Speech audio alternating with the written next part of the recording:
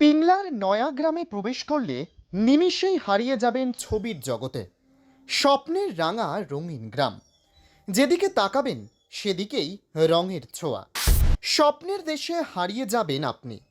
পশ্চিম মেদিনীপুর জেলাতে রয়েছে এমন সুন্দর একটি গ্রাম, যে গ্রামে প্রবেশ করলে নিমিষেই হারিয়ে যাবেন ছবির জগতে। পশ্চিম মেদিনীপুর জেলার প্রত্যন্ত গ্রামীণ ব্লক পিংলার নয়া গ্রাম বিখ্যাত পট শিল্পীদের গ্রাম হিসেবে খ্যাত। এই গ্রামে বসবাস শতাধিক শিল্পীদের, যারা চিত্রকর বা পটুয়া হিসেবে পরিচিত।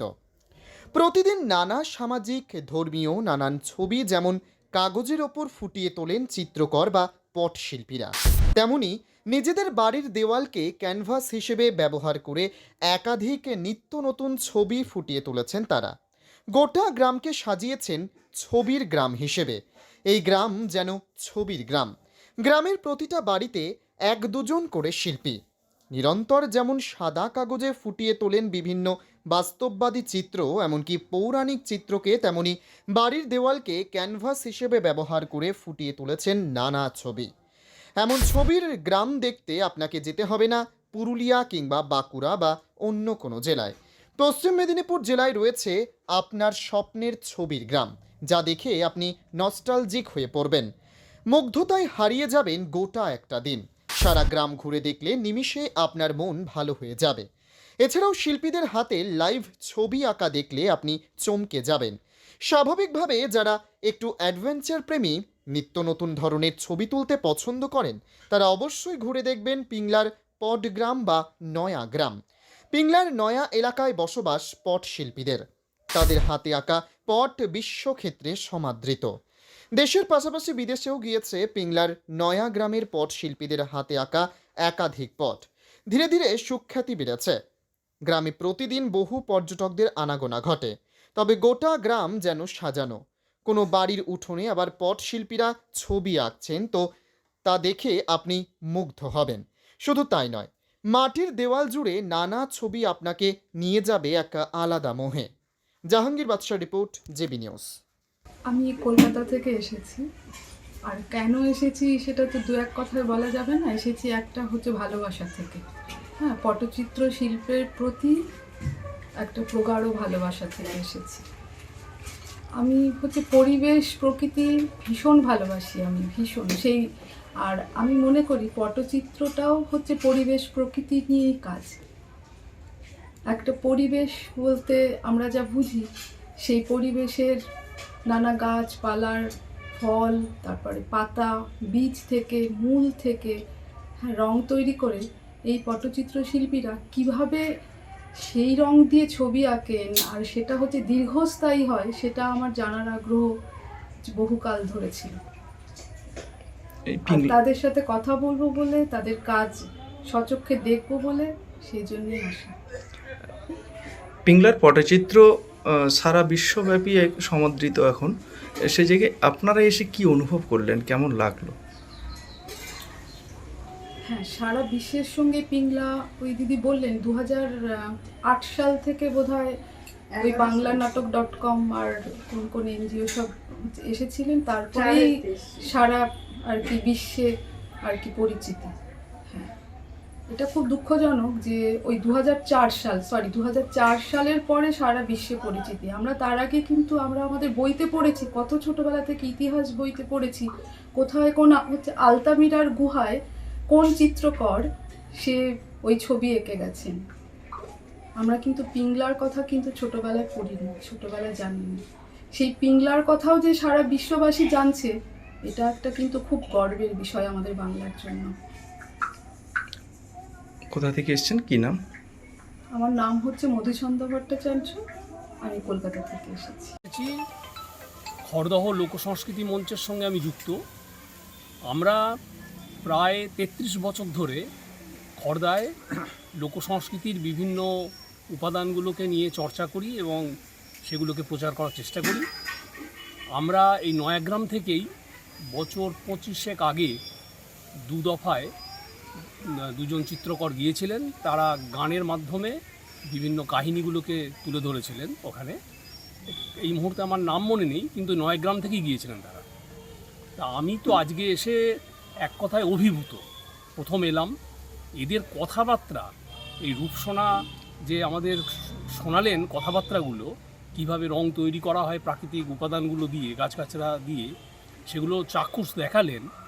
আমি খুব অভিভূত তাদের কথা শুনে, তাদের গানও শুনলাম আমি, আর তাদের কথা শুনলাম। আমরা আমন্ত্রণ জানিয়ে গেলাম পরিবেশ বান্ধব মঞ্চ থেকে, ব্যারাকপুরে একটা পরিবেশ মেলা হচ্ছে, সেখানে যাওয়ার জন্য আমন্ত্রণ জানিয়ে গেলাম। পরবর্তীকালে আবার আসার ইচ্ছা রইল। এদের যে কার্যকলাপ, এদের যে হাতের কলা যে রয়েছে, কেমন লাগে আপনাদের? মানে ভীষণ ভালো লাগে। আমি তো বলবো যে বাংলা তথা ভারতের যে সাংস্কৃতিক ঐতিহ্য, সেটাকে এরা ধরে রেখেছেন বংশ পরম্পরায়। এটা খুব কঠিন কাজ। মানে এক সময় আমি রূপসোনার মুখ থেকে শুনলাম যে তারা মানে পেটের তাগিদে তাদের জীবিকাকে ত্যাগ করেছিল, এই জায়গাটাকে ত্যাগ করেছিল, মানে এই আঁকার জায়গাটাকে। কিন্তু পরবর্তীকালে আবার তারা এই জায়গায় ফিরে এসেছে।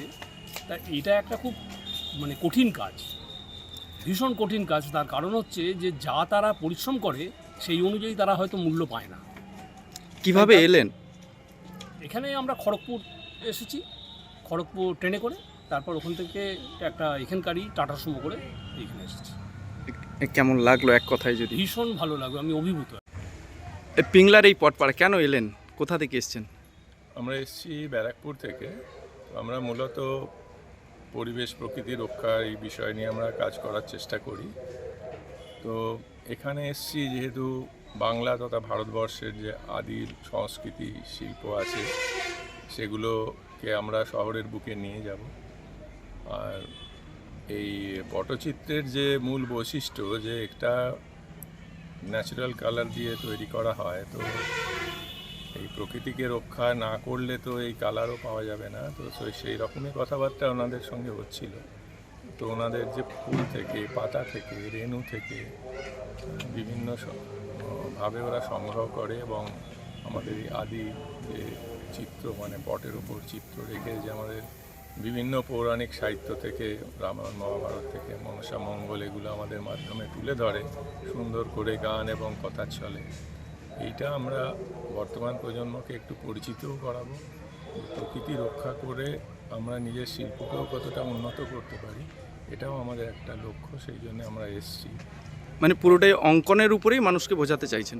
অঙ্কন এবং তাদের বলা এবং গান এবং কবিতার মাধ্যমে ওরা আমাদের বোঝাবে যে তখনকার দিনে সমাজ কেমন ছিল, বা এই সাহিত্যটাকে আমরা তো বই পড়ে গানের মাধ্যমেই পড়ি, কিন্তু সেটা দৃশ্যায়ন হলে আরও সুন্দর হবে বুঝতে। কোথা থেকে এসেছেন? কোথা থেকে এসেছেন? আমি এসেছি ব্যারাকপুর থেকে। কি নাম রয়েছে আপনার? আমার নাম তাপস বিশ্বাস। আমাদের সংগঠনের নাম পরিবেশ বান্ধব মঞ্চ ব্যারাকপুর। কিন্তু গ্রাম পিংলা, এই পিংলার নয়া পটচিত্র এলেন, কেমন লাগলো আপনাদের? অ্যাকচুয়ালি লোক সংস্কৃতি আজকের দিনে আস্তে আস্তে না প্রায় বিলুপ্তির পথে। এই যে ট্র্যাডিশনাল আর্ট, এই জিনিসটা আজকের দিনে আমি বম্বে থাকি, আমি বিভিন্ন জায়গায় ঘুরে বেড়াই, এবং বেসিক্যালি আমি তথ্যচিত্রের ওপরেও কাজ করি। তো আমি দেখেছি অন্যান্য জায়গাতে গিয়েও, আমি পিংলায় আসার সৌভাগ্য আমার হয়নি, এই প্রথম আমি পিংলায় এলাম। এর আগে আমি আরও অন্যান্য রাজ্যে যেখানে এই মানে শিল্প আছে, সেই সমস্ত গ্রামগুলোতে আমি গেছি, ভিজিট করেছি। আমি জাস্ট গত সপ্তাহে যুবরাজপুর গিয়েছিলাম উড়িষ্যায়, যেখানে পটচিত্র তৈরি হয়।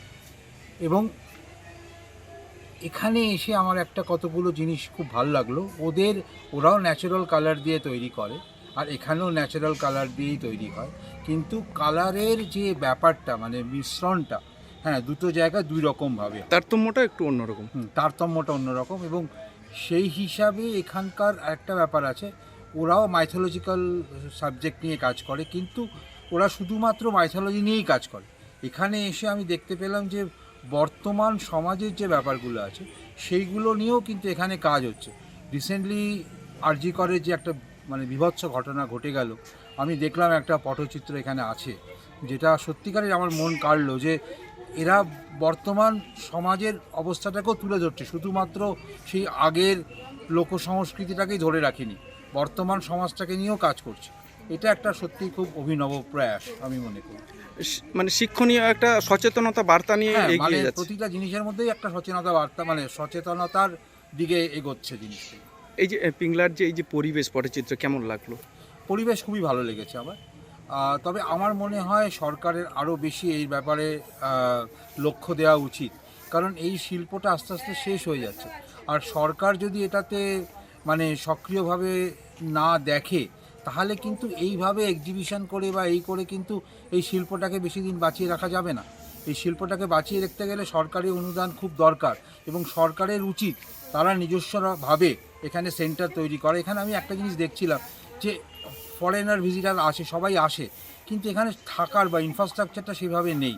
যদি একটা ইনফ্রাস্ট্রাকচার সরকারি তরফ থেকে করা যায়, এখানে একটা হোমস্টেও আমি দেখলাম, কিন্তু সেই হোমস্টে দেখেও আমার সেরকম লাগলো না। কারণ ফরেন ট্যুরিস্ট আসলে ফরেন রেভিনিউ আসবে, আর ফরেন রেভিনিউ আসলে শুধু এদের উপকার হবে না, সরকারের উপকার হবে, গভর্নমেন্টের কাছেও টাকাটা যাবে। অতএব সেই দিক থেকে সরকারের উচিত এই শিল্পগুলোকে একটুখানি ভালোভাবে তুলে ধরা। কি নাম, কোথা থেকে এসেছেন? আমার নাম সুব্রত সেনগুপ্ত, আমি বোম্বে থাকি।